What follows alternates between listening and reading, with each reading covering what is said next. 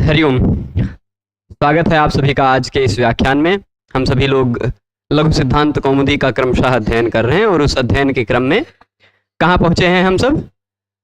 अच संधि की शुरुआत की थी पिछले व्याख्यान में, जिसमें शुद्ध्युपास्य इस उदाहरण की सिद्धि देखी थी। शुद्ध्युपास्य, अब आज के व्याख्यान में हम शुद्ध्युपास्य को और उसके साथ साथ मध्वरी को, दोनों को एक साथ लेके चलेंगे और दोनों में एक साथ सूत्रों को लगाएंगे तो आप स्पष्टतः देख पाएंगे कि कहाँ क्या क्या नियम लगे। ठीक है, तो और फिर उसके बाद इन सबको वृत्ति के साथ फिर बाद में भी समझेंगे, वृत्तियों का भी अर्थ समझेंगे। पर उससे पहले हम आप सबको लेके आते हैं यहाँ पर, और एक साइड लिखेंगे सुधी उपास्य, एक साइड लिखेंगे मधु अरी, और देखते हैं इसमें क्या है। हाँ, दिख गया? कुछ कुछ तो है, नहीं काम की चीज नहीं है बहुत ज्यादा। देखिए, इसमें आपको एक तरफ यहां दिखाई पड़ रहा होगा सुधी और उपास्य, यही था। फिर उसके बाद एक तरफ आपको हम इसे साथ में लेके चलेंगे, मधु और धन अरी। धन लगाएं चाहे न लगाएं कोई दिक्कत नहीं। यहाँ जब यहाँ धन लगा दिए तो इनको निर्धन न रखें, इनको भी सधन कर देते हैं। ठीक है, तो मधु अरी और सुधी उपास्य, ये दोनों दिख रहे हैं। अब आपने संज्ञा प्रकरण में संहिता संज्ञा, संयोग संज्ञा इत्यादि के बारे में पढ़ा होगा। संहिता संज्ञा पढ़ी है, ध्यान है? संहिता संज्ञा, संहिता संज्ञा क्या होती है? जब हम वर्णों को अत्यधिक समीप करके बोलते हैं, वर्णों को क्या ले आते हैं? अतिशय समीप ले आते हैं, वही सन्निधि संहिता कहलाती है। वर्णानाम अतिशयितः सन्निधि संहिता संज्ञा स्यात्। अब देखिए, जब आप मधु अरी या सुधी उपास्य, इन में रहने वाले इस ई को, इस ऊ को अलग कलर से ही रखते हैं। इस ई को और इस ऊ को एकदम समीप लाना चाहेंगे, अतिशय समीप लाना चाहेंगे, तो हो जाएगी इन दोनों में संहिता, और संहिता के कारण कुछ बदलाव आ जाएगा।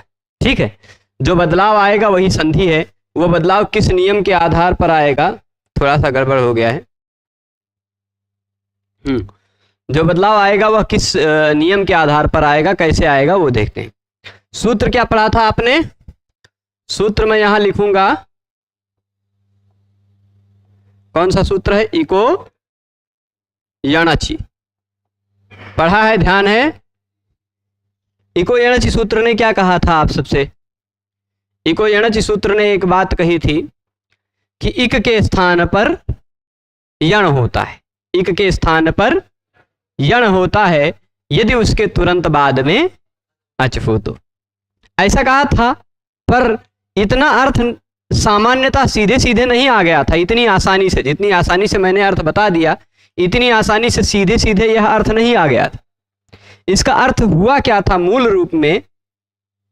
इकह मतलब, इकह में कौन सी विभक्ति लगी है? आप कहेंगे षष्ठी। अची में कौन सी विभक्ति लगी है? तो आप कहेंगे सप्तमी। बातें समझाई थी ना?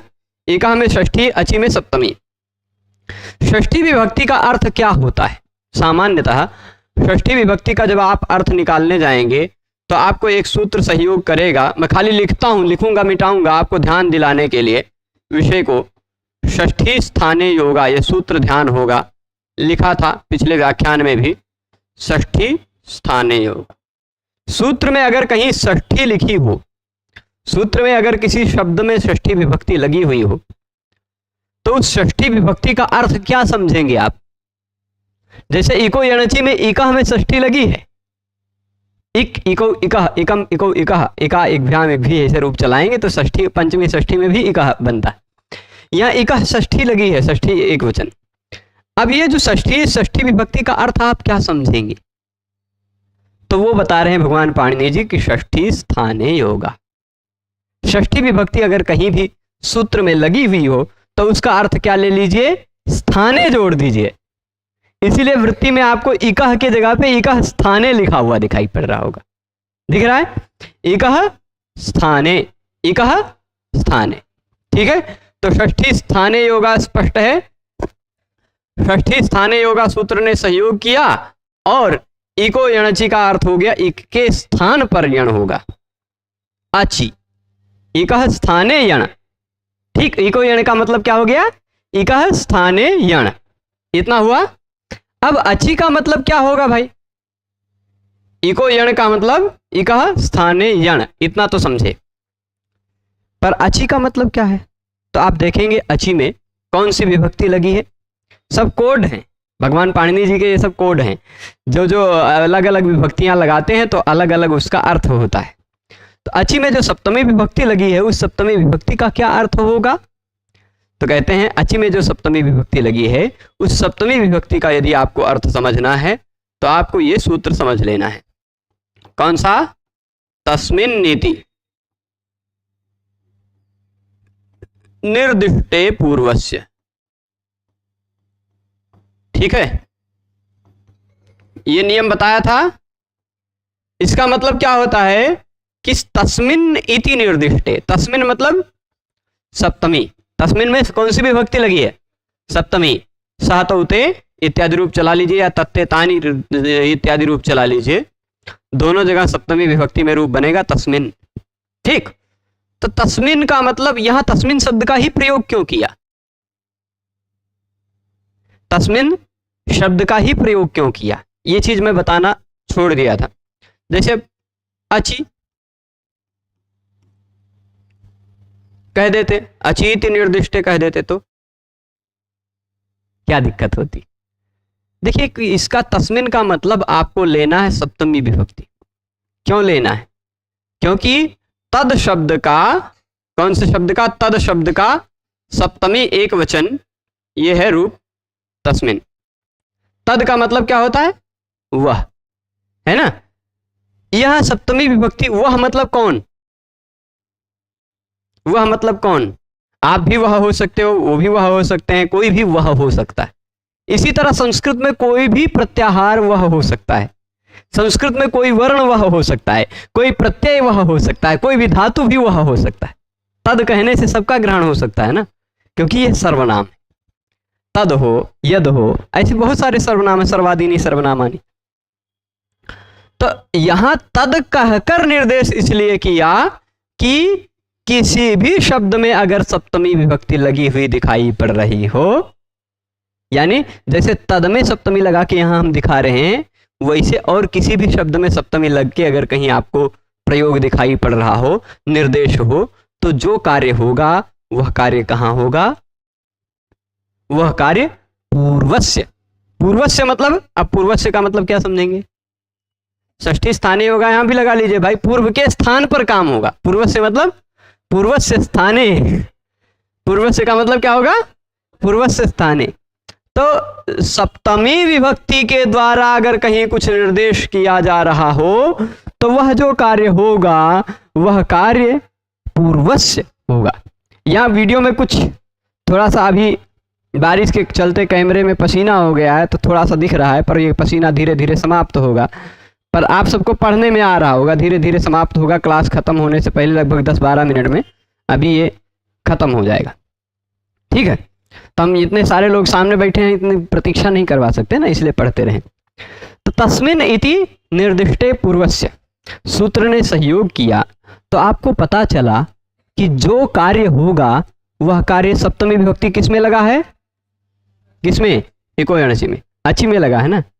तो जो कार्य होगा वह कार्य कहां होगा, अच के पूर्व के स्थान पे। ठीक, अच पूर्वस्य, जिसमें भी सप्तमी विभक्ति लगी हो उसके पूर्व में। तो यहां तद क्यों कहा गया, क्योंकि तद का मतलब होता वह, जिसमें भी सप्तमी लगी हो उसके पूर्व में। ठीक, तस्मिन् इसलिए कहा गया, जिसमें भी सप्तमी विभक्ति लगी हो कार्य कहां होगा, उसके पूर्व में होगा। तो अचि कहा गया है, जो भी कार्य होगा वह कार्य अच से पूर्व में होगा। ठीक, अब आप बताइए, यानी इक के स्थान पर होगा और अच से पूर्व वाले इक के स्थान पर होगा। ठीक, ऐसा इक होना चाहिए जो अच से पूर्व हो, तभी तो कार्य होगा। तब जैसे देखिए ये भी एक इक है, ये भी एक इक है और ये भी एक इक है। इस वाले उदाहरण में आपको 3 इक मिल गए सौभाग्य से, ठीक है। अब आप बताइए इन तीनों इकों में से किस इक को आप यण करना चाहेंगे? ऐसा प्रश्न उठा ना, किस इक को आप यण करना चाहेंगे? तो ऐसे इक को हम अण करेंगे, ऐसे इक को हम यण करेंगे जो इक अच से पूर्व में हो, अच से पूर्व के स्थान पर। तो आप कहेंगे कि भाई नहीं, देखिए ये वाला इक भी इस वाले अच से तो पूर्व में है ना, है कि नहीं? आके तो पूर्व में है ही ऊ, और ये वाला इक भी इस अच से पूर्व में है, ये वाला इक भी इस वाले अच से पूर्व में है, ऐसा हम मान लेंगे तो क्या दिक्कत होगी? तो कहेंगे नहीं, सप्तमी निर्देशेन विधीयमानम कार्यम वर्णांतरेण अव्यवहितस्य पूर्वस्य, किसी दूसरे वर्ण से व्यवधान न हो। तब जैसे देखिए इस वाले आ अच से पूर्व में ये इक है, पर बीच में प भी तो आ रहा है ना। इस वाले अच ई से पहले ये वाला इक ऊ है, पर बीच में ध का व्यवधान आ रहा है। पर आप देखिए इस वाले अच ऊ से पूर्व में ये वाला जो इक ई है उसके बीच में व्यवधान नहीं है। तो इस अच से पूर्व वाले इक के स्थान पर यानी ई के स्थान पर यण होगा, ऐसा निष्कर्ष आपको तस्मिन् नीति निर्दिष्टे पूर्वस्य सूत्र समझने के बाद पता चला, है ना।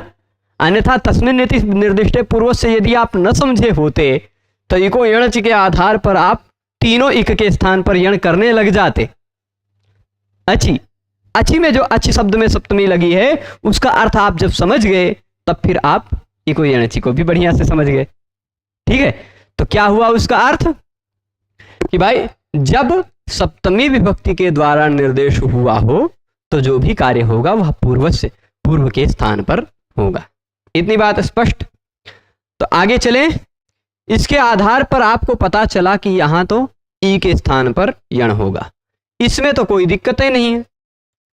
मधु अरी वाले उदाहरण में हम इधर चले आए, तनीसा देख लीजिए। इस वाले उदाहरण में तो इक ये है और इक ये है ना, दो इक है, अरी में ई और मधु में ऊ। पर इन दोनों इक में से कौन सा इक है जो अच से तुरंत पूर्व में है? तो इस वाले के बाद तो कुछ है ही नहीं, तो ये अच से पूर्व नहीं है, इसलिए हम नहीं कहेंगे। पर ये वाला जो इक है वह अच से तुरंत पूर्व में है। तो इस निष्कर्ष से इको यणचि सूत्र का पूरा तात्पर्य समझने के बाद तस्मिन् नीति निर्दिष्टे पूर्वस्य सूत्र ने जब सहयोग किया और आप इको यणचि को बढ़िया से समझे तो आपको पता चला कि मधु अरी में जो मधु के धा के बाद ऊ है और सुधी उपास्या में सुधी में ध के बाद जो ई है, इन दोनों के जगह पर यण होगा। एक साथ लेके चल रहे हैं दोनों को, ठीक। तो यण होगा, ठीक है। तस्मिन् नीति निर्दिष्टे पूर्वस्य को मिटा दें, हम मिटा दिया ना। अब आप ध्यान दीजिए यहां पर क्या होगा, यण किसके स्थान पर होगा? यण, अरे प्रभु थोड़ा सा, हाँ इनको भी मिटा ही देते हैं, नीचे जो लगे हुए हैं, ठीक है।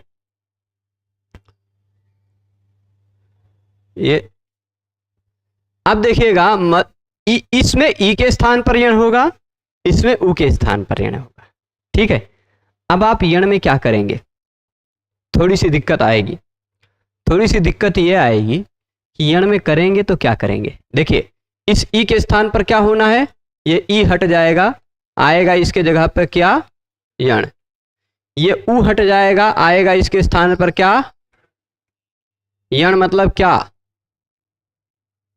य व र ल, ठीक।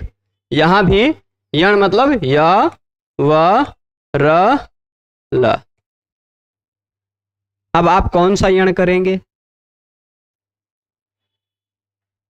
ये चारों कहेंगे हम यण हैं, ई के स्थान पे हमें करो, है ना। ई के स्थान पर यण होना है, ऊ के स्थान पर यण होना है। तो अब समस्या आने लगी कि ई के स्थान पर कौन सा वाला यण जाएगा, ऊ के स्थान पर कौन सा वाला यण जाएगा। हम कह देंगे कि नहीं भाई हम सीरियल से कर देते हैं, ई ऊ ऋ के स्थान पर या वाला इस काम चला सकते हैं, पर ऐसा नहीं करना है। तो अगर एक ई या कर देंगे ई के जगह पे, तो ऊ के जगह पे क्या करेंगे, वहां भी या होने लगेगा, दिक्कतें आएंगी। उन दिक्कतों का समाधान करने के लिए अगला सूत्र आता है, वह सूत्र है कौन सा, स्थानेन्तरतमः। ठीक है, यहां स्थाने लिख दिया हूं, स्थानेन्तरतमः। ये स्था थोड़ा सा गड़बड़ तरह से आपको दिखाई पड़ रहा होगा, पर ये हमारी राइटिंग ऐसी ही होती है, कुछ तो दिखना चाहिए ना विलक्षण कि हम लिखे हैं। तो पर इन स्थाने को हम ठीक ही कर देते हैं। ठीक है, स्थाने अंतरतम। इस सूत्र ने क्या कहा है कि अगर स्थाने कोई कार्य हो रहा है, इक स्थाने हो रहा है कि नहीं, इक के स्थान पर यण हो रहा है, तो अगर किसी के स्थान पर जो कार्य हो रहा है वह कार्य अंतरतम होगा। अंतरतम का मतलब क्या होता है, क्या होता है अंतरतम? अंतरतम का मतलब होता है समानतम, सदृशतम। वृत्ति में क्या लिखा होगा, प्रसंगे सति सदृशतम आदेश स्यात्। यदि आदेश का प्रसंग आन पड़े, आदेश होने लगे, तो जो आदेश होगा वह आदेश कैसा होगा, अंतरतम होगा, यानी सदृशतम होगा। तब सदृशता देखी जाएगी। ठीक, स्थानांतरतम सूत्र ने खाली सहयोग किया, यण वण कुछ नहीं किया है। स्थानांतरतम सूत्र ने इको यणची के अर्थ को और स्पष्ट करने में मदद की। ठीक है, तो अब अंतरतम होगा यानी समानतम होगा। दिक्कत आई कि भाई कैसे समानता देखी जाएगी, तो समानता जो होती है ना वो कई तरह से होती है। स्थानकृत आंतर्य, मात्राकृत आंतर्य, ऐसे 4 प्रकार के आंतर्य की चर्चा स्थानांतरतम सूत्र में भाष्य इत्यादि में की गई है, पर उसको हम अभी नहीं जाएंगे, वहां पर नहीं जाएंगे। खाली समानता देखनी है ना, तो स्थान की दृष्टि से सबसे पहले अनेक प्रकार की समानता हो सकती है, पर एक परिभाषा भी आती है, यत्र अनेक विधमांतर्यम तत्र स्थानता आंतर्यम बलीयः। जहां अनेक प्रकार की आंतर्य होता है, अनेक प्रकार की समानता होती है, वहां स्थान की दृष्टि से जो समानता होती है वो ज्यादा बलशाली होती है। इसलिए स्थान, उच्चारण स्थान की दृष्टि से हम समानता देख लेते हैं, जरा देख लें, उतने से ही काम चल जाएगा। तो और मात्रा इत्यादि की दृष्टि से आंतर्य देखने की जरूरत नहीं होगी। ठीक है, तो अब देखिएगा यहां आप ई जो है, ई का उच्चारण स्थान क्या है, ई का उच्चारण स्थान तालु है ना। अब इन चारों में कौन सा तालु वाला है? आप कहेंगे वह तो दंतोष्ठ है, कट जाएगा। र कैसा है, मूर्धा वाला। ल कैसा है, दंत वाला। ठीक, तो यानी ई के जगह पे जब होगा तो ई तालु वाला है, यह भी तालु वाला है। ठीक है ना। अरे प्रभु तनी मिट जाओ, हाँ बढ़िया से मिटो। ई तालु वाला, यह भी तालु वाला, यानी ई के स्थान पर अगर आएगा तो क्या आएगा, यण या। अच्छा, इधर ऊ वाले में देख लें, ऊ का उच्चारण स्थान क्या है, ऊ। ऐसे करेंगे तो आपको होंठ दिखाई पड़ेगा, ओष्ठ, ऊ, ओष्ठ है ना। अब इन चारों में देखिए कौन सा ओष्ठ वाला है। आप ल को काट देंगे, कह देंगे नहीं भाई तुम दंत वाले हो। ठीक, र को भी काट देंगे, कह देंगे नहीं भाई तुम मूर्धा वाले हो, ओष्ठ तो तुम में है ये नहीं। ठीक, या को काट देंगे, तालु वाला है। वा को भी काटने चलेगा, कह देगा मैं ओष्ठ वाला हूं, तुम दंतोष्ठ वाले हो। अरे भाई ओष्ठ और दंतोष्ठ में ओष्ठवा तो थोड़ा बहुत तो मिलता है ना, थोड़ा बहुत तो मिलता है। ये तीनों में तो थोड़ा भी ओष्ठ नहीं है, वहां में थोड़ा सा ओष्ठ है। बहुत ज्यादा एकदम खास रिश्तेदारी नहीं मिलती है, तो थोड़ी थोड़ी रिश्तेदारी मिल रही है ना। तो वो उस दृष्टि से ऊ के जगह पे जब आएगा तो वह आएगा। अगर कहीं ऋ के स्थान पे आ रहा होता तो ऋ का उच्चारण स्थान मूर्धा, र का उच्चारण स्थान मूर्धा, वो आ जाता। ऋ के स्थान पे आ रहा होता तो ऋ का उच्चारण स्थान है दंत और ल का भी उच्चारण स्थान है दंत, तो ल आ जाता उसके जगह पे। ठीक है, तो ई के स्थान पर इको यणची का मतलब क्या समझे फिर आप, ई के स्थान पर ई के स्थान पर य, ऊ के स्थान पर व, ऋ के स्थान पर र और ल के स्थान पे ला, यही 4 काम करता है ना। तो यहां उ के स्थान पर उस नियम के आधार पर आएगा क्या, ठीक है, ई के स्थान पर उस नियम के आधार पर क्या आएगा, ठीक है, समझ गए हैं। स्थानांतरतमः, हम स्थानांतरतमः समझाते समझाते स्थानांतरतमः लिखने लग जाते हैं यहां, खसको मत प्रभु। हाँ, ई के स्थान पे आ गया यह, ठीक है। अब सु धा आधा बचा ना, क्योंकि धा में से ई निकल गया, और यहां उपास्य वैसे के वैसे लिख दीजिए। यहां तक पहुंचे, यहां तक पहुंचने में आपको कितने सूत्रों ने सहायता की। इको यणची ने करना चाहा, पर इको यणची के अर्थ को समझाने के लिए षष्ठी स्थाने योगा भी आया। इको यणची का क्या तात्पर्य समझाने के लिए षष्ठी स्थाने योगा ने सहयोग किया। फिर उसके बाद तस्मिन् इति निर्दिष्टे पूर्वस्य सूत्र ने सहयोग किया, ठीक, और फिर स्थानांतरतमः ने कहा कि यह ही होगा। तो 3 सूत्रों के सहयोग से इको यणचि सूत्र से ई के स्थान पे यह आ गया, उ के स्थान पे वह आ गया। यहां हम ऐसे लिख दे मां पूरा धा आधा, क्योंकि ध तो आधा हो जाएगा। तो यहां सु ध य, यहां म ध व, एक जैसे चल रहा है ना नियम, एक जैसे चल रहा है कि अलग अलग चल रहा है। किसी को ना समझ में आए तो बता देना भाई, नहीं तो फिर बाद में पूछ लेना। पूरी रामायण कहानी की सुनाने के बाद ये पूछ ले कि गुरुजी ये बताइए रावण कौन थी, ऐसे बिल्कुल मत पूछिएगा ठीक है। तो ये पूरा बढ़िया से समझ गए हैं। यहां इसके बाद अरि लिख दे तो कोई दिक्कत तो नहीं, कहेंगे ऐसा मत कहिएगा कि अरि कहां से आया, रावण भी अरि ही था राम भगवान का, है ना। तो अब यहां तक पहुंचे, सु ध य उपास्य म ध व अरि, आपको वहां वृत्ति में पढ़े होंगे। अब यहां से आगे चलते हुए हम आ जाते हैं यहां पर वृत्ति में, ठीक है, आ जाएं। देखिए इको यणचि का क्या तात्पर्य दिखाई पड़ रहा है। अभी आपको इतने दूर में थोड़ा सा ब्लर दिखाई पड़ रहा होगा, वो धीरे धीरे कम हो रहा है कैमरे जी में, पसीना वो धीरे धीरे कम होते होते समाप्त हो जाएगा, ठीक है। तो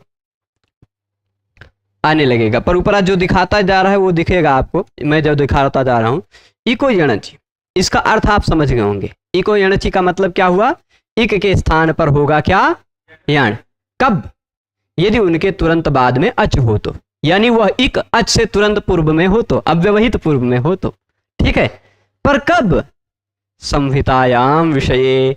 ये संहितायाम वाली बात कहां से आई, मैंने ये भी बता दिया कि ये 6177 नंबर का सूत्र है। इससे 5 सूत्र पहले जाके देख लीजिए, 6172 पे आपको संहितायाम मिल जाएगा। अष्टाध्यायी में जब आप निकालेंगे 6172 तो आपको दिखाई पड़ जाएगा संहितायाम। जब संहिता संज्ञा हम समझा रहे थे उस समय आपको ये बात ध्यान दिलाई थी।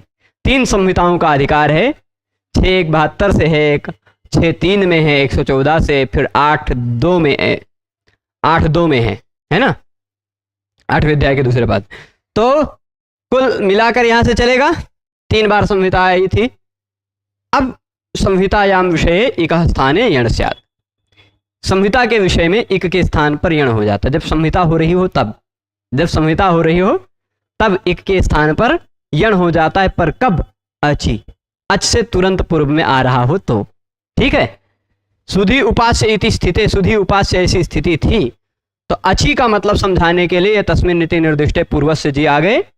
अचि का मतलब क्या होता है वो समझाएंगे क्या, सप्तमी निर्देशेन विधीयमानम कार्यम। सप्तमी निर्देश के द्वारा यदि कोई कार्य किया जा रहा हो, देखिए सूत्र में सप्तमी विभक्ति लग गई हो, तस्मिन्, जैसे सप्तमी विभक्ति के द्वारा निर्देश किया गया हो किसी चीज का, जैसे इको यणचि में अचि कहा गया है, तो सप्तमी निर्देश के द्वारा किया जाने वाला, विधीयमान मतलब किया जाने वाला कार्य, सप्तमी निर्देश के द्वारा किया जाने वाला कार्य पूर्व के स्थान पर होता है। पूर्वस्य बोध्यम, पूर्व के स्थान पर होता है। पर पूर्व कैसा, किसी दूसरे वर्ण, वर्णांतर यानी किसी दूसरे वर्ण से अव्यवहित, व्यवधान ना हो तो, किसी दूसरे वर्ण से व्यवधान ना हो। ऐसा बिल्कुल ना हो जाए कि सुधि में जो ई है उस ई के कारण आप सु के ऊ को यण करने लग जाएं, क्योंकि बीच में धा का व्यवधान है, वर्णांतर का व्यवधान है, वर्णांतर से व्यवधान नहीं होना चाहिए। ठीक है, इतनी बात हो गई। अब यहां तक पहुंचने के बाद आपको पता चल गया कि सुधी में ई को और मधु में ऊ को यण होगा, पर यण में क्या होगा ये बात कैसे समझ में आए, उसके लिए फिर ये सूत्र काम में आया आपको, स्थानेन्तरतमः। यहां तक समझ गए होंगे, स्थानेन्तरतमः तक, कि यदि प्रसंग आन पड़े स्थाने पर कोई आदेश करने का, तो प्रसंग आने पर सदृशतम आदेश होता है। सदृशतम, अंतरतम मतलब सदृशतम, समानतम, देखना पड़ेगा समानता किसकी है सर्वाधिक, वही आदेश होगा। ठीक है, तो ई के स्थान पर जब आदेश होगा समानता देखकर यह होगा, ऊ के स्थान पर जब आदेश होगा तो समानता देखने के कारण वह होगा, ऋ के स्थान पर जब आदेश होगा तो मूर्धा उच्चारण स्थान वाली समानता देखकर र होगा, ऋ के स्थान पर जब कोई आदेश होगा तो वह दंत उच्चारण स्थान वाली समानता देखने के कारण ल होगा। ठीक है, यण में ई उर के स्थान पर यवर ल होगा। तो अब देख लीजिए, ई के स्थान पर यह हो गया सुधय उपास्य इति जाते। ऐसी स्थिति तक पहुंच गए हैं, सभी लोग पहुंच गए हैं। फिर से आ जाए वहां पर जो हम लिख के चल रहे हैं ना, वहां पर आ जाते हैं फिर से। जरा इधर दर्शन दीजिए प्रभु। हाँ, सुधा उपास्य इति जाते पहुंचे हैं सभी। अब इसमें आप देखिएगा अगली बात, इसको जोड़कर आप सीधे सीधे लिख सकते हैं, इसे लिख सकते हैं कि नहीं?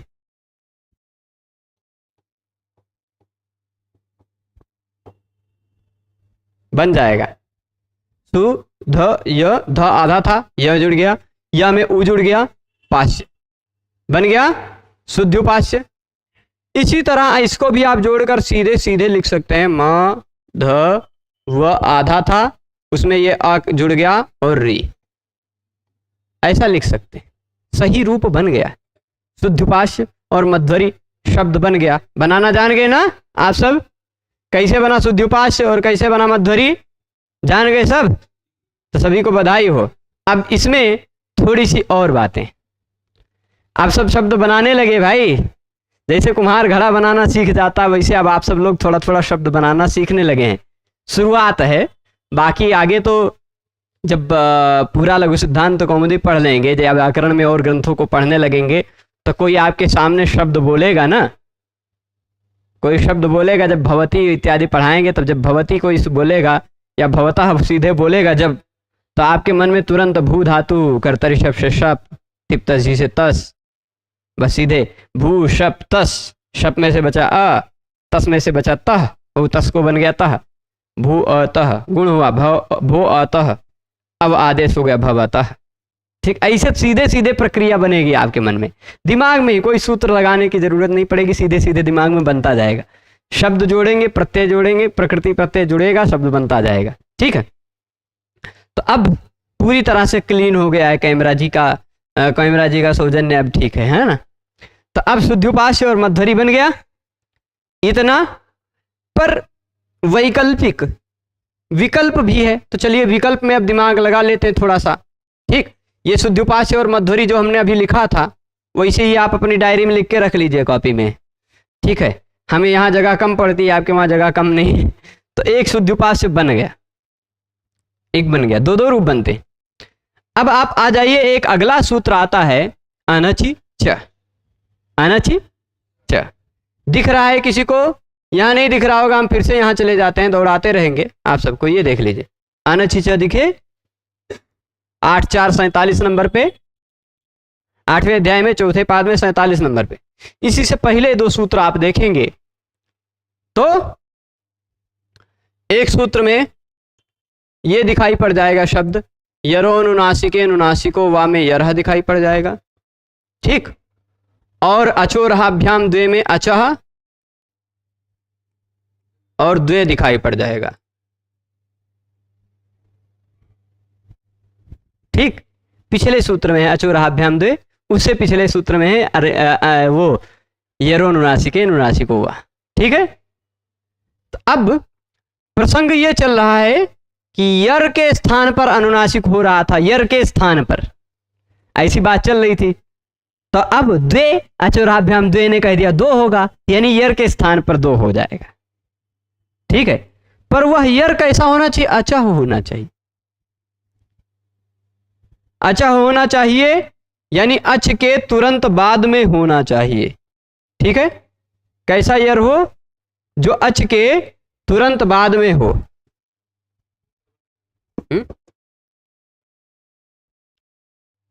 जो अच के तुरंत बाद में हो वो यर। ठीक है, तो अब यर समझ गए, यर के स्थान पर क्या होगा? द्वित्व होगा, यर का द्वित्व होगा। पर कैसे यर को? जो अचह हो यानी अच के तुरंत बाद हो। यहां अचह में पंचमी लगी है, पंचमी का अर्थ होता है तस्माद इत्युत्तर से। ठीक, जैसे तस्मिन् नीति निर्दिष्टे पूर्व से, वैसे तस्माद इत्युत्तर से। पंचमी विभक्ति लगी हो तो तुरंत बाद वाले वर्ण के स्थान पे होता है। और अनची, जैसे अची में सप्तमी लगी थी वैसे अनची में सप्तमी लगी है। ठीक, तो अनची का मतलब क्या होगा? अनची, अनच पूर्वस्य, ऐसा अर्थ लिया जाएगा ना, अनच पूर्वस्य। तो अब तात्पर्य क्या होना चाहिए? यहां होना चाहिए अनच। क्या होना चाहिए? अनच मतलब क्या? अच ना हो, अच से भिन्न हो। अनच के पूर्व में क्या होना चाहिए? यर। और उससे पूर्व में क्या होना चाहिए? अच। ऐसा हो, पहले हो अच, उसके बाद हो यर, उसके बाद हो अनच। अच मतलब क्या? इसी सूत्र को थोड़ा अलग ढंग से लिख दें तो अच मतलब होता है स्वर, पहले हो कोई स्वर वर्ण। ठीक है, उसके बाद हो यर, मतलब ह से भिन्न व्यंजन। ठीक, ह से भिन्न व्यंजन सही होगा ना? यर का मतलब यही तो होगा कि कुछ दूसरा होगा?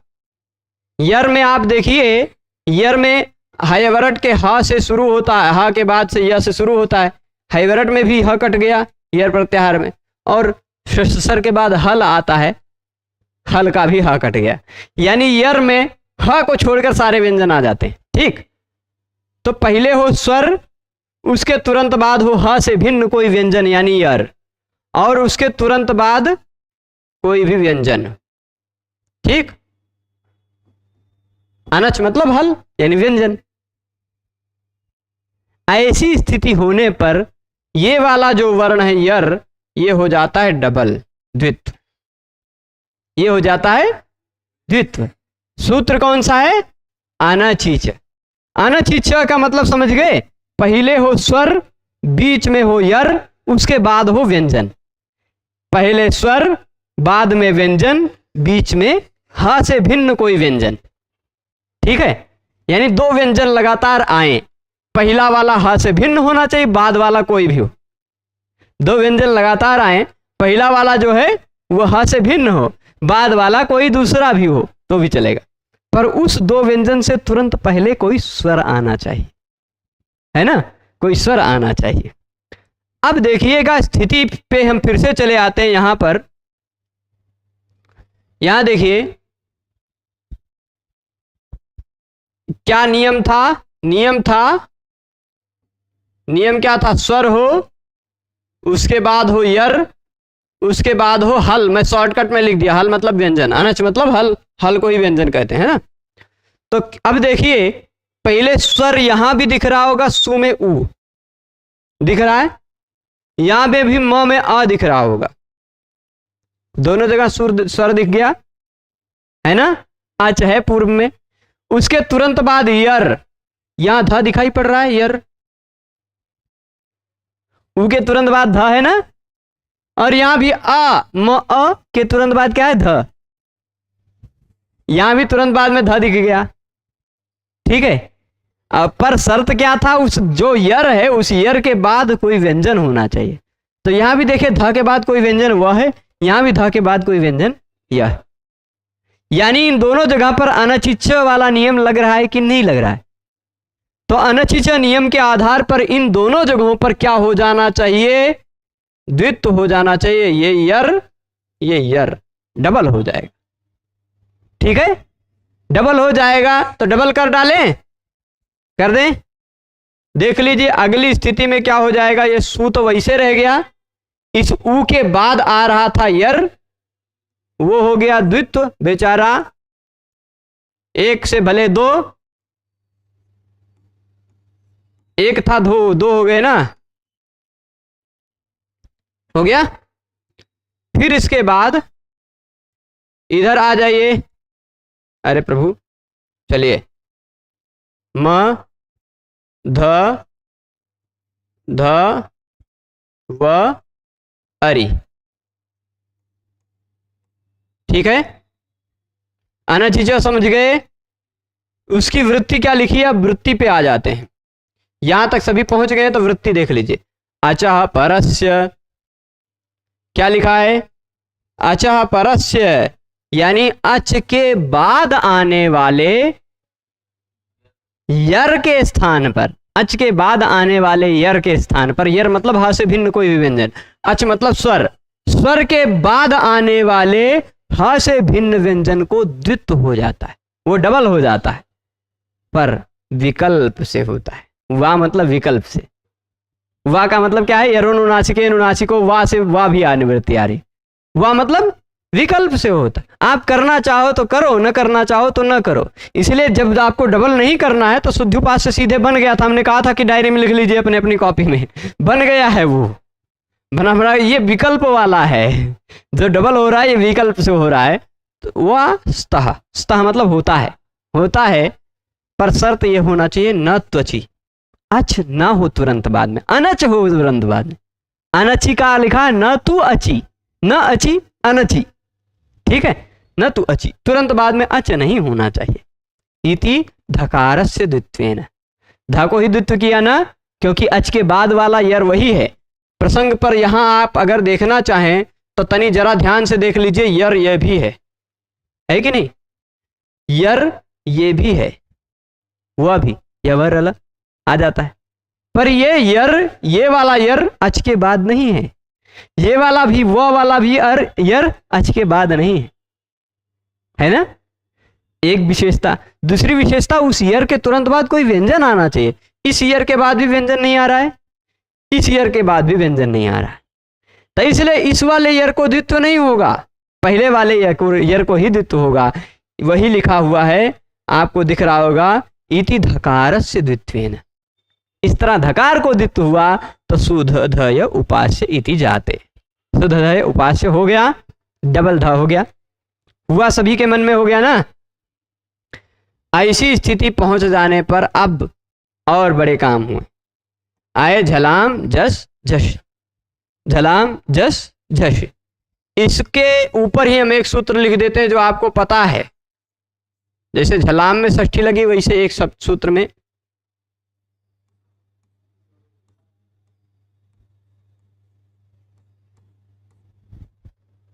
ऐसे ही सूत्र है, इका यण अच्छी, वैसे झलाम जस झशी। उसी तरह ये भी सूत्र है। वो क्या कह रहा था? इक के स्थान पर यण होता यदि तुरंत बाद में अच हो। उसी तरह ये भी स्पष्टम, स्पष्ट है। वृत्ति में कहा है स्पष्टम लिखा है, क्योंकि आप इको यणची को समझ चुके हैं इसीलिए। तो झल के स्थान पर जस हो जाता यदि तुरंत बाद में झश हो। ठीक, या ऐसे इस तरह अर्थ लीजिए, अच से तुरंत पूर्व में आने वाला, अच पूर्व में, अच से तुरंत पूर्व में आने वाले इक के स्थान पर यण होता है। वैसे यहां भी कह दीजिए, झस से तुरंत पूर्व में आने वाले झल के स्थान पर जश होता है। कह सकते हैं ना? उसी तरह अर्थ है। तो अब आपको जिन लोगों को झल जस झश ये सब बड़ा खतरनाक लग रहा होगा, वो लोग माहेश्वर सूत्र अगर नहीं पकड़ेंगे तो कभी नहीं समझ में आएगा। माहेश्वर सूत्र जी को छोड़िएगा मत, उनको पकड़ के रखिएगा। झल मतलब झल, यहां मैं लिख देता हूं, इस झलाम जस झसी का, जैसे इको यणची का अर्थ मैं बता दूं। इको यणची का अर्थ फॉर्मूले में लिखा जाए तो इक धन अच हो, पहले हो इक, उसके तुरंत बाद हो अच, तो इस इक के स्थान पे आ जाता है यण। यही तो इको यणचि का अर्थ था। इसी तरह झलाम जस झसी का अर्थ लिखा जाए यदि, तो पहले होना चाहिए झल, उसके तुरंत बाद होना चाहिए झस। ठीक, जैसे अच्छी था वैसे झसी है। ठीक, तो जैसे यण था वैसे हो गया जस।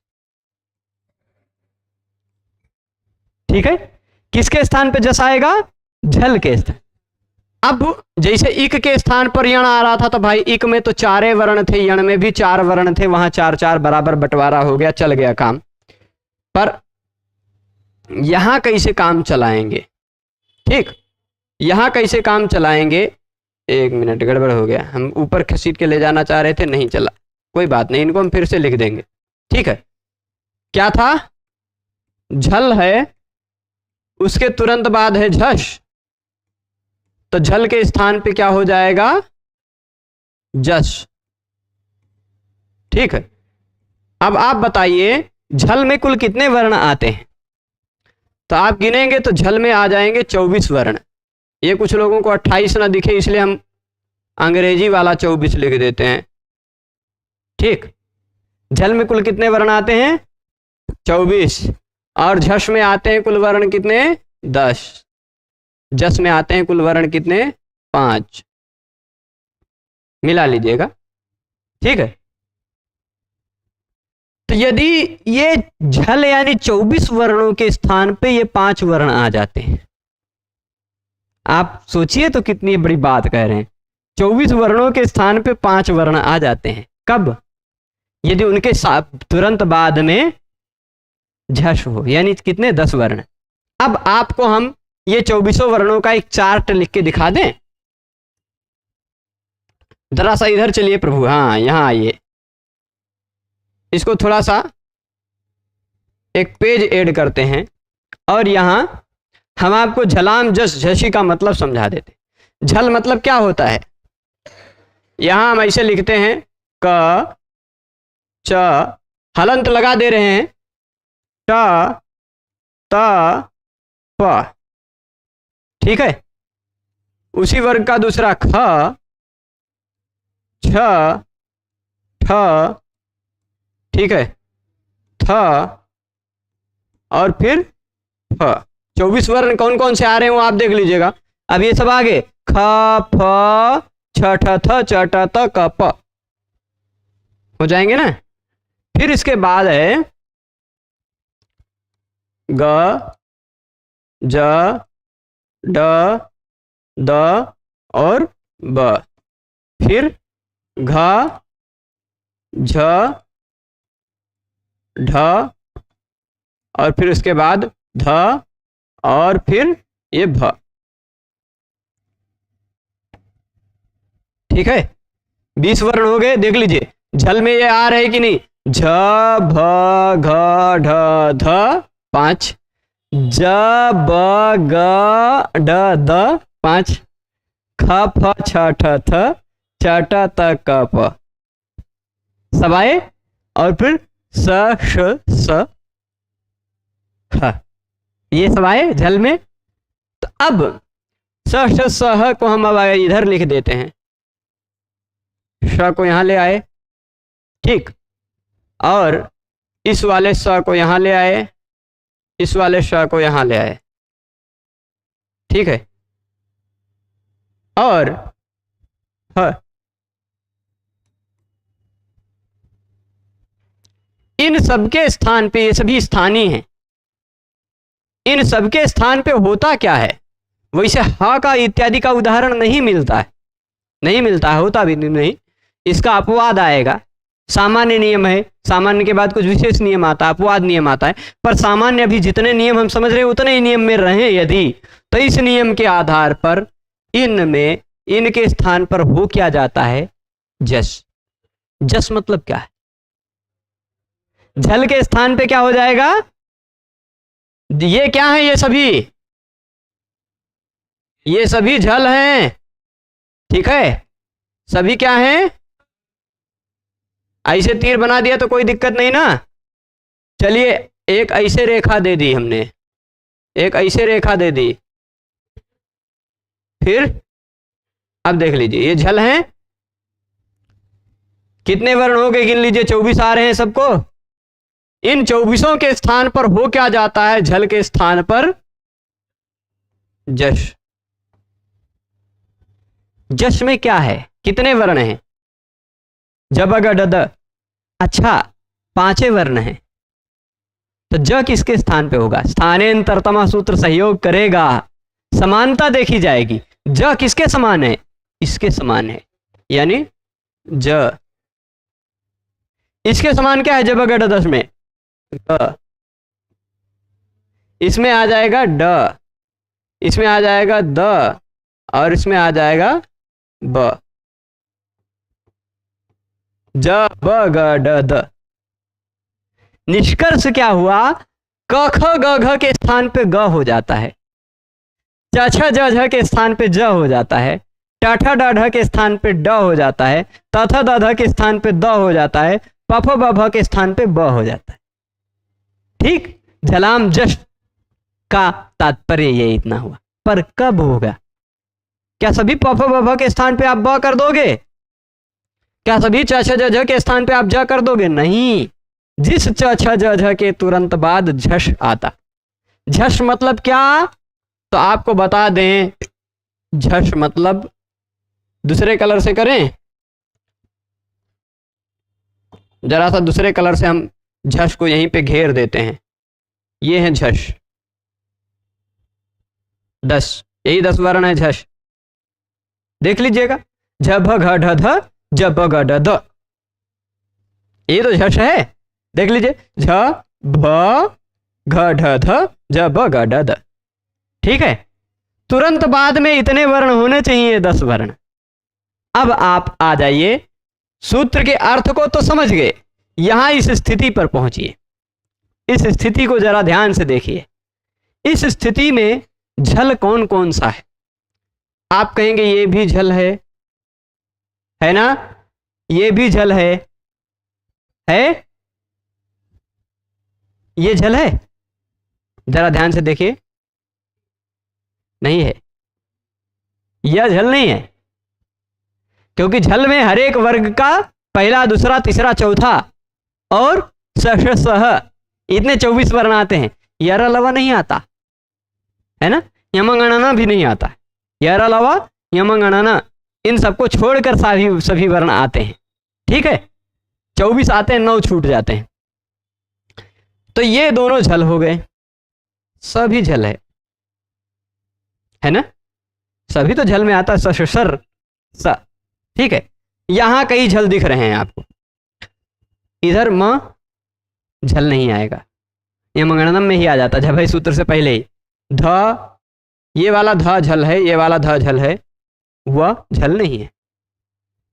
ठीक है, स्पष्ट है, आपको 2-2 झल दिखाई पड़ा, कई जगह झल दिखाई पड़ा। अब किस वाले झल के स्थान पे जश करेंगे आप, किस वाले झल के स्थान पे जश करेंगे, जिस झल के तुरंत बाद में झश, झश। ठीक, अब आप बताइए, इस वाले झल के बाद झश है, आप कहेंगे झ भ घ ढ ध, ज ब ग ड द, ये झश तो नहीं है, यानी ये वाले झल को आप जश नहीं कर पाएंगे। ठीक है ना, इस वाले झल को आप जस कर पाएंगे क्या, इस वाले झल को आप जस नहीं कर पाएंगे। क्यों, क्योंकि इस झल के तुरंत बाद झश नहीं है, नहीं है ना। चलिए ठीक है, इधर भी जरा ध्यान दे दीजिए, अरे प्रभु चौपट मत करो सब। हाँ, यानी ये वाला झल झश नहीं हो पाएगा, ये वाला हो पाएगा क्या, इसको जरा देख लीजिए, क्योंकि इसके तुरंत बाद झ भ घ ढ ध, ज ब ग ड द में से कोई है, यानी इस वाले झल के स्थान पे जश हो जाएगा, हो जाएगा ना। अच्छा, इन दोनों में देख लीजिए जरा, ये वाले झल को झस हो पाएगा क्या, क्यों नहीं होगा, क्योंकि इसके तुरंत बाद में झस नहीं है, झ भ घ ढ ध, ज ब ग ड द में से कोई नहीं है। पर इस वाले झल के बाद झश है क्या, देखिए जरा ध्यान से, इधर देखिए, झ भ घ ढ ध, ज ब ग ड द में से कोई है, तो इस वाले झल के स्थान पे जश होगा, इस वाले झल के स्थान पे नहीं होगा। ठीक है, हैं दोनों झल, पर उसी झल के स्थान पर जस होगा जिस झल के तुरंत बाद झस हो। ठीक है, बात स्पष्ट है। तो किस वाले झल के स्थान पे जस जस होगा? ध के स्थान पे। जस मतलब कौन से? ज ब ग ड द, इतने तो जस है ना। कौन सा जस होगा वो हम चार्ट के माध्यम से दिखा चुके हैं पिछले पेज में, पर थोड़ा सा स्थानांतरतमा जी को देख लीजिए, उच्चारण स्थान देखा जाएगा। ध के स्थान पे हो रहा है ना, तो ध का उच्चारण स्थान क्या है? ध का उच्चारण स्थान दंत है। इसका तालु है, नहीं होगा। इसका ओष्ठ है, ये भी नहीं होगा। इसका ग का कंठ है, ये भी नहीं होगा। इसका मूर्धा, ये भी नहीं होगा। ध का उच्चारण स्थान दंत, द का उच्चारण स्थान दंत, यानी ध के स्थान पे हो जाएगा द। ध के स्थान पे क्या होगा? जस में। अगर ध के स्थान पे जस हो रहा है तो ध के स्थान पे आ जाएगा द। पहुंचे सभी लोग? यहां भी ध के स्थान पे अगर जस हो रहा है तो क्या आएगा? द ही तो आएगा ना, कि कुछ दूसरा आएगा? द आ जाएगा। चलिए द लिख देते हैं। यहां देखिए, सु पहला धा था, उसको पहले धा को कर दिया द। ठीक है, और उपास्य जी को छोटे अक्षरों में यहां लिख देते हैं। यहां इसी तरह म था, पहले वाले धा को आपने कर दिया द, दूसरे वाले धा को धा ही रहने दिया, और फिर इधर आया व, इधर आ गए अरि। ठीक है, बना? यहां तक सभी पहुंच गए? शुद्ध उपास्य मध्य व अरि, पहुंचे हैं सभी लोग? यही बात यहां देखिए पुस्तक में लिखी हुई दिखाई पड़ेगी। पुस्तक जी आइए, क्या लिखा है? स्पष्टम। स्पष्ट है ना, झलाम जस झसी का मतलब आपको। स्पष्टम इति पूर्व धकार से धकारा, पूर्व वाले ध के स्थान पे द हो जाएगा। पूर्व वाले ध, दो दो ध हैं, बाद वाले ध को द क्यों नहीं होगा? क्योंकि उसके तुरंत बाद झस नहीं है, या और वह झस में नहीं आते। ठीक है ना, पूर्व वाले ध को द होगा। क्यों? क्योंकि पूर्व वाले ध के तुरंत बाद फिर से दूसरा वाला ध है जो कि झस में आ जाता है।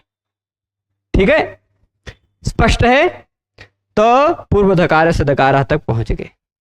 अब फिर से आते हैं, फिर से कहां आ जाते हैं? यहां जरा ध्यान से देखिए, आपको एक सूत्र ध्यान आ रहा होगा, जरा इनको घेर दें। इस घेराव को कुछ दिखाई पड़ रहा है आपको?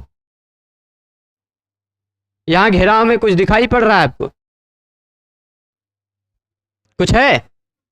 3 व्यंजन वर्ण एक साथ आ रहे हैं। 3 व्यंजन वर्ण, 2 या 2 से ज्यादा व्यंजन वर्ण यदि एक साथ आते हों तो उनकी कौन सी संज्ञा होती है? संयोग संज्ञा होती है ना, संयोग संज्ञा। यहां हलोनंतरा संयोगा सूत्र जी आ गए, आपको याद आ गए, आप सबने पढ़ा है ना, संज्ञा प्रकरण में ही पढ़ा अभी 2 दिन पहले, मतलब 2 व्याख्यान पहले, 2 दिन पहले नहीं, बीच में व्याख्यान का क्रम विच्छिन्न हो गया था। तो 2 व्याख्यान पहले आपने पढ़ा है ना, हलोनंतरा संयोगा, व्यवधान से रहित हल एक साथ आए तो उनको संयोग कहा जाता है। ये हो गया संयोग, ये भी हो गया संयोग। संयोग है ना। अच्छा बताइए, संयोग केवल द है कि ध है कि या है कि द ध व, कौन सा है संयोग? तीनों की संयोग संज्ञा। केवल द को संयोग नहीं कहा जा पाएगा, केवल ध को या य को, केवल व को, इनको संयोग नहीं कहा जाएगा। जब 2 या 2 से अधिक व्यंजन एक साथ आते हैं तो उस पूरे समूह को संयोग कहा जाता। ये संयोग है कि नहीं? इसकी कौन सी संज्ञा है? संयोग। इसको संयोग कहा जाएगा। ये भी संयोग है ना, दोनों संयोग है। अच्छा आप ध्यान दीजिए, ये सुदध्वय एक शब्द है, मदध्व एक शब्द है ना? शब्द है कि नहीं? पहले सुधी शब्द था कि नहीं? मधु शब्द था कि नहीं? तो भाई जो शब्द था उसी में धू के ऊ के जगह पे वह आ गया, ध को डबल हो गया, वही मधु ही तो मदध्व बना है, वही सुधी तो सुदध्वय बना है। अगर सुधी पद था तो सुदध्वय भी पद है, शब्द है ना? पर यह शब्द कैसा है? जब तक सुधी था तब तक उसके अंत में संयोग नहीं था, पर जब सुधय ऐसा बन गया तो उसके अंत में संयोग आ गया ना। उसके अंत में संयोग आया। जब तक मधु था तब तक संयोग नहीं था, पर जब वह आ गया तो संयोग हो गया, और उसी को डबल होकर जब द था वह बन गया तब तो और बड़ा संयोग हो गया, है ना। तो यह शब्द कैसा बन गया? जिसके अंत में संयोग हो ऐसा शब्द बन गया, है ना। सुध ध ये एक ऐसा शब्द बन गया जिसके अंत में संयोग हो। म ध ध ये कैसा शब्द बन गया? जिसके अंत में संयोग हो। यानी ये दोनों शब्द संयोगांत शब्द बन गए। कैसे शब्द बने? संयोगांत शब्द बने। तो संयोगांत है ना, जरा इनको देखिए। संयोगांतस्य लोपः, क्या हुए? संयोगांतस्य लोपः। जो संयोगांत है उसका लोप कर दो। यानी अब पूरे पूरे ये संयोगांत है कि नहीं? क्योंकि इसके अंत में संयोग है, तो सुध ये पूरा संयोगांत है। क्या आप पूरे पूरे का लोप कर देंगे? पर संयोगांत से लोपा वही कह रहा है कि जो संयोगांत है उसका लोप करो। किसका लोप करो? संयोगांत का। यानी जिसके अंत में संयोग दिखाई पड़ता है उसका लोप कर दो। तो इस सुधय के अंत में संयोग दिखाई पड़ रहा है, इसका लोप कर दो। ये संयोगांत है ना। भले ही वृत्ति में लिखा होगा संयोगांतम यत पदम, संयोगांत जो पद है, यहां भले ही वृत्ति में तदंतस्य लोपः स्यात् लिखा है, पर अभी तदंतस्य मत समझिए। संयोगांतम यत पदम खाली तस्य लोपः स्यात्, उसका लोप होता है, इतना अर्थ। ये तदंत्यस्य जो अर्थ आया ये अलोन्त्यस्य सूत्र के सहयोग से आया। ठीक है, अलोन्त्यस्य सूत्र के सहयोग से आया। अलोन्त्यस्य सूत्र कुछ काम नहीं करता, ये परिभाषा सूत्र है। ऐसे सूत्र जो दूसरे सूत्रों का अर्थ निकालने में मददगार बने वो सूत्र परिभाषा सूत्र होते हैं। तो अलोन्त्यस्य सूत्र क्या कहता है? आप सबको थोड़ा सी उदासी छा गई होगी कि भाई इतने मेहनत करके हमने अनचिच लगाया, झलाम जशी लगाया, सब तमाम बवाल करके किसी तरह सुधय बनाया था। जब पूरे को मिटाना ही था तो पहले सुधी को ही मिटा देते, ही कोई अणची की ही लगाने की जरूरत नहीं पड़ती, ना हम करते यण, ना होता इतना सारा बवाल। ऐसे मन में विषय उठ रहा होगा ना कि क्या करना था, इतना मेहनत करने की क्या जरूरत थी जब पूरे को मिटाना ही था। ऐसी थोड़ी सी मन में उठी ना बात। तो जब पूरे का लोप होने लगा, संयोगांतस्य लोपः, तो इस शब्द में देखिए संयोगांतस्य में स्य दिखाई पड़ रहा। कौन सी विभक्ति का रूप है ये? रामस्य में जैसे षष्ठी लगी वैसे संयोगांतस्य में षष्ठी दिख रही है। तो षष्ठी जहां होता है वो स्थानीय योगा होता है, ऐसा बताया गया था, षष्ठी स्थानीय योगा। पर षष्ठी जहां होता है वो जो आदेश कर रहा है वह आदेश अंतिम वर्ण के स्थान पर ही होता है, अलोन्त्यस्य।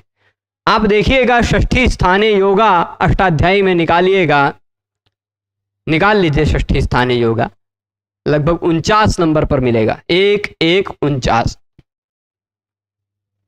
निकाल लीजिए। ठीक है, 1-1-49 पहले अध्याय के पहले पाद में 49 नंबर सूत्र दिख गया। षष्ठी स्थानीय योगा, उसमें षष्ठी भी पर मोटे अक्षरों में लिखा होगा, षष्ठी है ना। षष्ठी मोटे अक्षरों में लिखा है।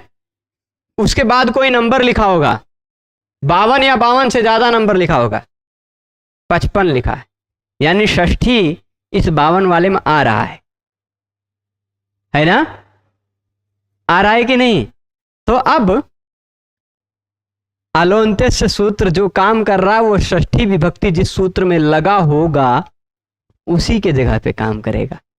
ठीक है, तो तात्पर्य इस अलोन्त्यस्य का क्या है कि अगर षष्ठी निर्दिष्ट होने पर षष्ठी विभक्ति से निर्देश करके कोई आदेश कर रहे हैं, कोई आदेश हो रहा है, तो तो वह आदेश अंत्यस्य अलह, अंतिम अल के स्थान पर होगा।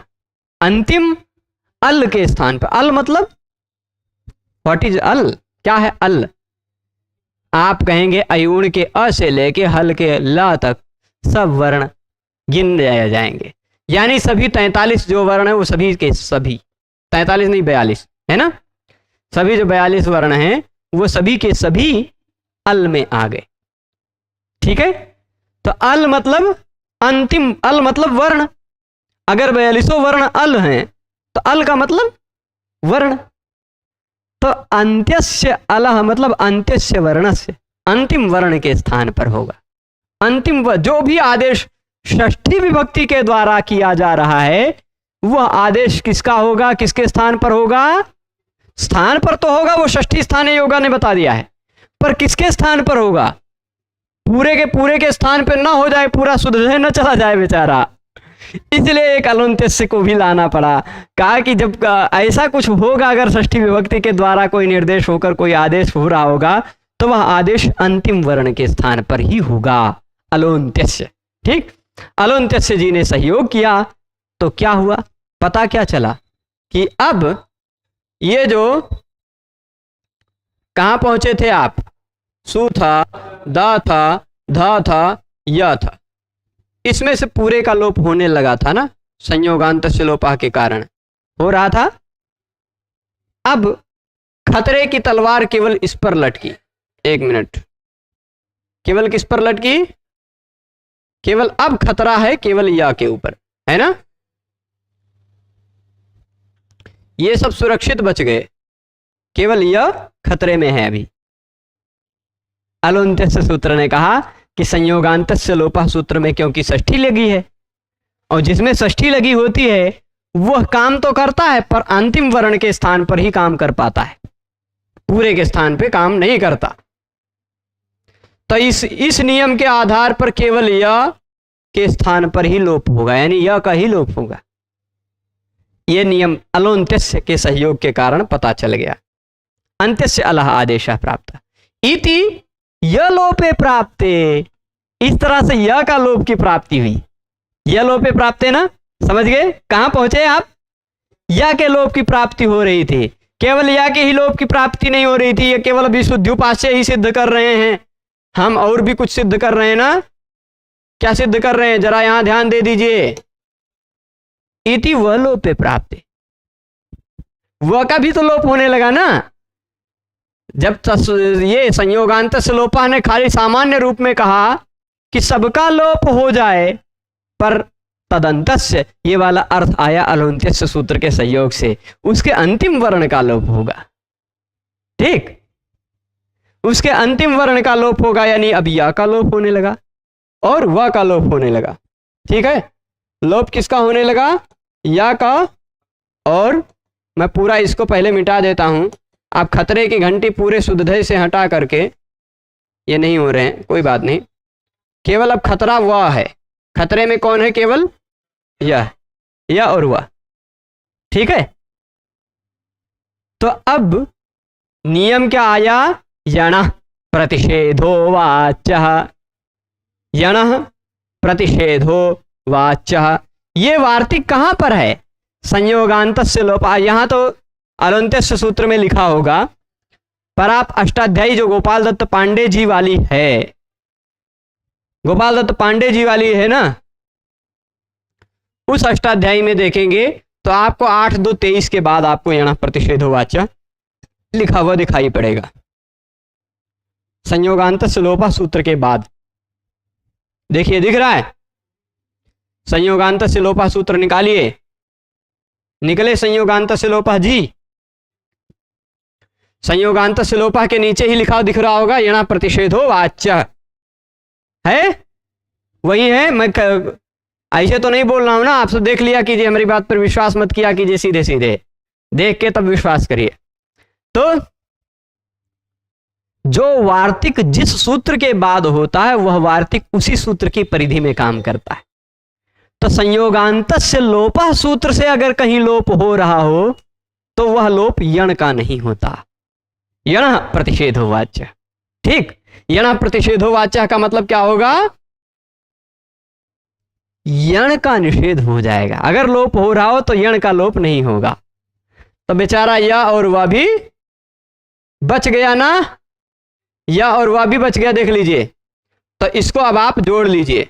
पहले अब हम ठीक से जरा लिख देते हैं, 1 मिनट, कुछ ज्यादा ही मिट गया।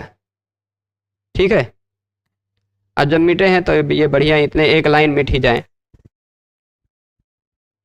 ठीक है, अब यहां देखिएगा हुआ क्या था, सु द ध हुआ नहीं लोप किसी का, पर खाली खाल हमने दिमागी कसरत किया थोड़ा सा। क्यों नहीं हुआ वो आपको पता चल गया होगा। म द ध व अरि। ठीक है, यहां तक पहुंच गए, पहुंचे सभी। अब इसको जोड़ लीजिए। देखिए ऐसे स में ऊ था जुड़ा हुआ ही, द ऐसे लिखा, उसी में निचवा ध भी लिख दिया, आधा ही था क्योंकि धा भी आधा है इसलिए या भी जोड़ दिया, या में ऊ भी जोड़ दिया। ठीक है, और फिर पास्य ऐसा लिख लेंगे। उसी तरह यहां देख लीजिए, म पूरा है ही, द आधा था बेचारा, उसमें ही धा जोड़ दिया आधा, और फिर उसी में व जोड़ा, व में ये वाला अ जुड़ गया, और फिर रि, मध्वरी। सुधी उपास्य, सुधी धन उपास्य, सुधी कहते हैं अच्छी बुद्धि वाले को। अच्छे बुद्धि वाले लोगों के द्वारा जो उपास्य हैं, विद्वानों के द्वारा जो उपास्य हैं, ऐसे शुद्ध उपास्य। और मध्वरी का मतलब होता मधु नामक एक दैत्य के जो अरि थे वो मध्वरी। ठीक है, मध्वरी। दैत्य कहना थोड़ा सा गड़बड़ होगा, दानव भी नहीं कह सकते। एक था असुर। ठीक, एक कैसा था? असुर। दैत्य और दानव इसलिए उसको नहीं कह सकते क्योंकि न तो वह दिति का पुत्र था, न तो वह धनु का पुत्र था। विष्णु कर्ण मलोद्भूतौ हंतुम ब्रह्मांड मुद्यतौ। विष्णु के कर्ण के मल से उद्भूत हुए थे मधु और कैटभ। तो विष्णु भगवान के कान के मल से उत्पन्न होने के कारण वो ना तो धनु के पुत्र थे इसलिए दानव भी नहीं कहा जा सकता, दिति के पुत्र भी नहीं थे इसलिए दैत्य भी नहीं कहा जा सकता। ठीक, असुर थे। तो वो मधु नामक असुर के जो अरि थे, शत्रु थे, वो हैं मध्वरी। मध्वरी ऐसा द ध व तीनों जोड़ के भी लिख सकते हैं, और केवल ध और व वाला भी लिख सकते हैं। ठीक है, ऐसा भी रूप बनेगा। और एक तो आप बना ही चुके थे, वहां भी आप दिमागी कसरत करना चाहें ना, तो ध के बाद व किया था, जब ऊ को आदेश किया था तो संयोगांत से लोप वहां भी लगा लीजिए। फिर व का ही लोप करने लग जाइए अलोन्त्यस्य के संयोग से। फिर व का लोप हो रहा है तो उसमें यण प्रतिषेधो वाच्य वहां भी कर लीजिएगा दिमाग लगा के, तो मध्वरी बन जाएगा। ऐसा वाला भी। और शुद्ध में दूसरा वाला कैसा बनेगा? थोड़ा सा नीचे झुक के लिखना पड़ता है, तो शुद्ध आधा ध वाला खाली। ठीक है, ऐसा हो जाएगा शुद्ध मध्वरी। ये दो शब्द आप सभी के बुद्धि में बन गए, और शब्द सा वृत्ति का भी अर्थ आपने समझ लिया। यहां तक शुद्ध मध्वरी।